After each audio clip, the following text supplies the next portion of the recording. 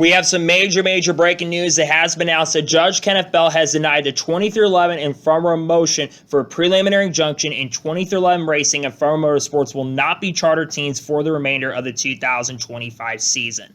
What's going on, guys? It's Daniel, and welcome back to our video. As I just said a second ago, we got some pretty massive major breaking news early today, as it has been announced that Judge Kenneth Bell has denied the preliminary injunction motion from 2311 in Front Row Motorsports earlier today, so they could remain charter teams through the remainder of 2025. This also confirms they will not be charter teams through the 2025 season. Here's a statement and report from Bob Pockers today. Judge Kenneth Bell has denied the 2311 Front Row Motorsports motion for preliminary injunction, with NASCAR saying it will leave 6 charters out of 40 available, so if there is a remedy as a result of the trial, they are available. Therefore, no irreparable harm. This means, like I mentioned, that 2311 and Front Row Motorsports will not be charter teams for the remainder of the 2025 season. Obviously, there was reports that came out earlier this week. The NASCAR, of course, have filed a response to the organization and teams where they basically said that they were not planning to sell the charters. That basically one of the reasons the team had asked for a preliminary injunction. There was reports coming out that NASCAR was considering selling those charters to an unknown organization.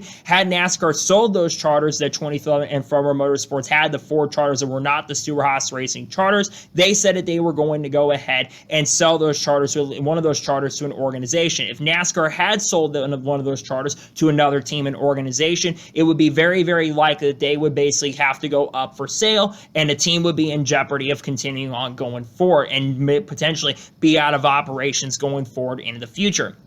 NASCAR then filed a response last Friday that they said that there were a couple things they would not be doing. Number one, they would not sell any of the Haas Racing charter purchases that had happened, which NASCAR said if they had lost the trial altogether, they would basically give all that money back at that point. The second thing they said, they were not planning to sell any of the current charters, the 4 charters originally owned by 2311 and Front Row Motorsports, and they would not be selling those to another organization for 2026.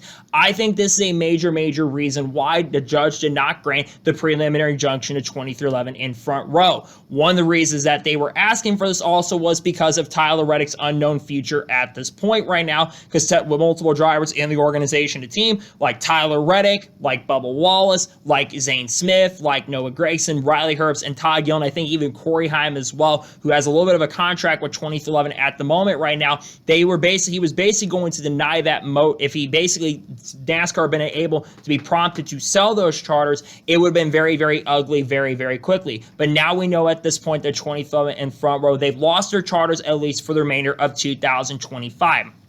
But if 2311 Racing and Front Row Motorsports do in fact end up winning the lawsuit altogether, which they could potentially win the lawsuit, there is a potential possibility that could end up happening, they would go ahead and they would basically be able to get all their charters back, not just the 2 Haas Racing charters that both organizations paid for, that I believe that Zane Smith is driving one of those SHR charters. I think Riley Herbst is driving the other Haas Racing charter that came from that sale last year. They would be able to get those charters back effective immediately at that point, and they'd be able to get all of them back for 2026. Obviously, y'all went to court for the preliminary injunction hearing earlier this week. We saw a lot of very nasty text messages that came out, not just from the NASCAR side, but also from the team side as well, and it got very ugly in the courtroom very quickly at this point. And I think how both sides are handled, and I have to agree with Judge Kenneth Bell on this, both sides I did not think handled it very professionally, and I think it could have been handled a lot more professionally the way then it kind of happened, unfortunately, at that point. To be honest with you, when it does come with the whole lawsuit, this does not have a full impact on the whole lawsuit altogether, but they will remain there. NASCAR, of course, changed the starting procedure this year as well, so that 2311 Front Row could make every single race where they have an owner's points on the entry list, so there can't be more than 40 cars showing up, so an organization could not try to play any ball to try to help, maybe like a Chevrolet manufacturer or one of the Chevy teams at that point. There was talk about Spire entering another car for like Action Express Association in some way, shape, or form. That obviously got denied at that point. But this is a pretty major deal because, again, they've lost their charters for the remainder of the year. But the good news for 2011 in Front Row, like I've already mentioned, is NASCAR will not sell those charters to a team and organization at this moment.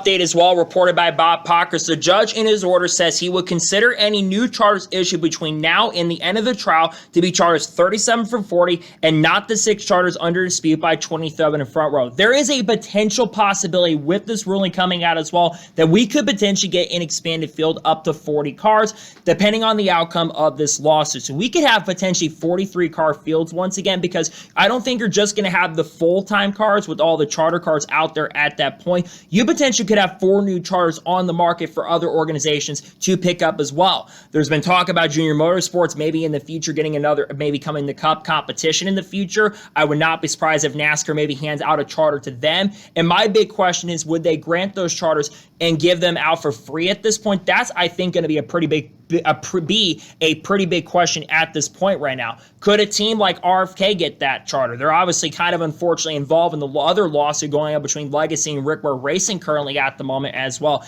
And there's some pretty big concern about that as well. Could another team that has 2 cars, like could the Rick Ware situation kind of devolve into another thing? I know the Rick Ware situation is kind of like confusing at this point for a lot of people right now, but could we like go back to Junior Motorsports? Could this be like for a ride for Daniel Suarez or like a Justin Allgaier? I think that is certainly a possibility at this point when it comes to that side of things with the lawsuit. But this is a major deal. We now know it's confirmed. They will basically lost their preliminary injunction. They've lost their charters at least for 2025, but they will be able to get those charters back in 2026 if they do, of course, win the lawsuit. Again, major important thing to know, this does not have a full bearing on the whole entire case. There's still a very good chance that they could win the trial. Both sides have presented their case. Judge Kenneth Bell did say in the trial last week when to talk about the preliminary injunction hearing, he did basically say that there is a chance that both sides could win, and basically said that if you think you're easily going to win this lawsuit, you can kind of forget about that at this point because both sides could have an opportunity and chance to win this whole thing altogether. So as more information comes out about this, we'll talk about this. I'll probably have more of this in my news video going out tomorrow talking about this as more information does come out about the lawsuit between NASCAR and 23rd Front Row,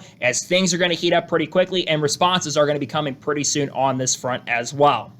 So that is going to take special breaking news report on Judge Kenneth Bell denying the preliminary injunction for 23rd in Front Row. I want to thank you guys for watching. Please subscribe to the channel, notifications on, so if I win a video, it does go live on my channel. Follow me Twitter, Facebook, and Instagram, and support me on Patreon as well. Let's go below that and comment your thoughts below on today's episode. What are thoughts on the judge denying the case for the preliminary injunction case between 23rd and Front Row? Let me your thoughts in the comments below. And what do you think the outcome of the whole entire lawsuit is going to be? Let me your thoughts in the comments below. Tomorrow on the channel, we'll have a NASCAR news video discussing news over the course of the last couple of days. We got some IndyCar silly season to talk about with Will Power, Colton Herta, and Renus VK as well. We're going to talk about the Supercar news that came out today with Austin Center, Will Brown, Brock Feeney, all that stuff. We're going to talk about the lawsuit update between 23rd Front Row and NASCAR, Michael Jordan as well. We're going to talk about silly season with Daniel Suarez and Ricky Stenhouse Jr., Brent Cruz, and all that, and some other big content dropping as well throughout the next couple of days. We got a lot of content dropping this week. Got a silly season update dropping tomorrow or Friday.